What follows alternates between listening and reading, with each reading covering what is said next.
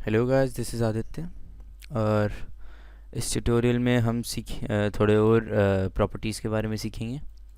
अभी तक हम लाइन हाइट हमने लास्ट टाइम किया था, लाइन हाइट और फॉन्ट फैमिली। और इस हम अभी फॉन्ट्स के बारे में हल्का फुल्का और सीखेंगे कि CSS के थ्रू हम इसको बोल्ड कैसे करें या इटैलिक कैसे करें, वो CSS के थ्रू हम कैसे करें। क्योंकि अगर सपोज़ हमारे पास हमारी वेबसाइट पे काफ़ी कंटेंट है, जैसे कि ऐसे 4-5 पैराग्राफ्स है, और अब अगर मुझे बोल्ड करना होगा, समझ लीजिए मेरे को एकदम से मैंने सोचा कि मेरे को सारे पैराग्राफ्स को बोल्ड करना है, तो मेरे को बैठ के हर एक पैराग्राफ के आगे स्ट्रॉन्ग वगैरह ऐसे करके लिखना पड़ेगा। लेकिन CSS के थ्रू मैं 1 सेकंड में कर सकता हूँ, अगर मैंने स्टाइल टैग के अंदर थोड़े बहुत चेंजेस किए। तो अगर मैं पी में जो भी चेंजेस करूँगा वो सारे पैराग्राफ में आ जाएंगे, है ना। तो अगर मैं इसके अंदर एक और प्रॉपर्टी ऐड कर दूं जिससे ये सारे के सारे टेक्स्ट बोल्ड हो जाए, तो वो कैसे होता है। अगर उस प्रॉपर्टी को हम बोलते हैं फॉन्ट वेट। मुझे फॉन्ट का वेट चेंज करना है, तो प्रॉपर्टी का नाम है फॉन्ट वेट, और मुझे क्या करना है, उसको बोल्ड करना है। तो आगे मैं क्या लिख दूंगा, सिंपली बोल्ड। तो अगर मैं इसे रिफ़्रेश करूं, तो देखिए सारे सारे का सारा टेक्स्ट, जितना भी टेक्स्ट था,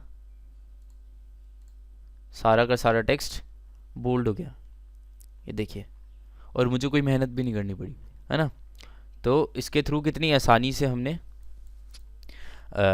सारे सारों को बोल्ड कर दिया। नहीं, अगर हमें एकदम से करना, अगर हमें टैग्स के थ्रू करना पड़ता, तो याद है हमें हर एक के आगे स्ट्रॉन्ग बैठ के स्ट्रॉन्ग लिखो, कौन करे इतना सारा का। तो हम आराम से स्टाइल से कर सकते हैं, ठीक है। तो फॉन्ट स्टाइल के बाद, ये फॉन्ट वेट के बाद आता है अगर मुझे सारों को इटैलिक करना हो, समझ लो। तो अभी तो करंटली मेरा जो पेज है वो ऐसा दिख रहा है।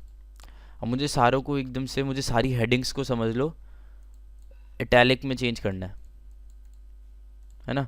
तो उसके लिए हम यूज़ करते हैं फॉन्ट स्टाइल। तो मुझे क्या हेडिंग में इटैलिक करना है, तो उसके लिए प्रॉपर्टी होती है फॉन्ट स्टाइल। और इसके अंदर मुझे क्या करना है, इटैलिक। तो इटैलिक मैंने लिख दिया सिंपली। और अब मैं रिफ्रेश करूँगा तो देखिए सारे पैराग्राफ इटैलिक हो गए। और इधर मैं फॉन्ट, सॉरी, वेट बोल्ड। तो देखिए सिर्फ कुछ चेंजेस करने से सारे के सारी हमारी हेडलाइंस क्या हो गई, इटैलिक, और सारा का सारा कंटेंट बाकी बोल्ड। तो ये फ़ायदा है CSS का, और CSS के थ्रू टेक्स्ट को एडिट करने का। तो हमेशा टैग्स, ये जो स्ट्रॉन्ग टैग है, ये तब काम आ सकते हैं हमारे, कि समझ लीजिए जैसे कि हमारा नॉर्मल टेक्स्ट था,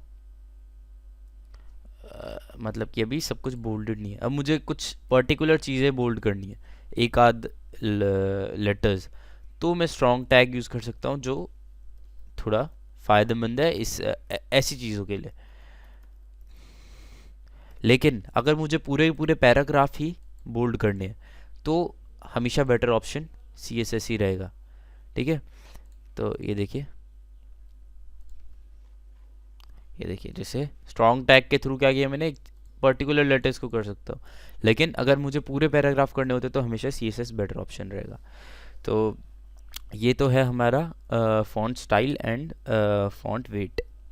और मैं एक और चीज़ बताना चाहूँगा, जैसे हम अभी तक तो हेडिंग यूज़ करते हैं एच टैग, लेकिन हम एक और चीज़ यूज़ कर सकते हैं अगर हमें अपने हिसाब से टेक्स्ट का साइज़ चेंज करना है।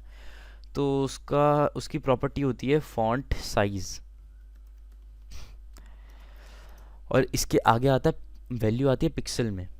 जैसे अभी करंटली हमारा जो फॉन्ट का साइज़ है, ये मतलब जो भी बाय डिफ़ॉल्ट है, अगर हमें इसे चेंज करना है कि ये जो दिखे वो हमारा 10 पिक्सल, इसकी इसका साइज़ जो 10 पिक्सल का हो फॉन्ट्स का। तो अगर अब हम देखेंगे तो फाइल जो साइज़ है फ़ॉन्ट का वो हमने मैन्युअली चेंज किया और उसको छोटा कर दिया 10 पिक्सल तक। ऐसे ही अब हम, क्योंकि हम पहले तो हेडिंग टैग से हम अ, अब हम खुद से पैराग्राफ से भी हेडिंग बना सकते हैं या फिर किसी भी चीज़ से हेडिंग बना सकते हैं। उसको बोल्ड कर दो, उसका साइज़ बहुत बड़ा कर दो। तो ये फ़ॉन्ट साइज़ जो प्रॉपर्टी है बहुत काम की रहती है। अब जैसे मुझे अपने हिसाब से कोई भी साइज़ देना है, अब मैं चाहता हूँ कि यहाँ पर साइज़ हो जाए थोड़ा और बड़ा दिखे, ये 30 पिक्सल्स तक हो जाए। तो देखिए कितना, जितना चाहे आप उतना बड़ा कर सकते हैं साइज़, और आपकी मर्ज़ी के हिसाब से। तो ये फ़ॉन्ट साइज़ एक बहुत सही और बहुत यूज़फुल फीचर है।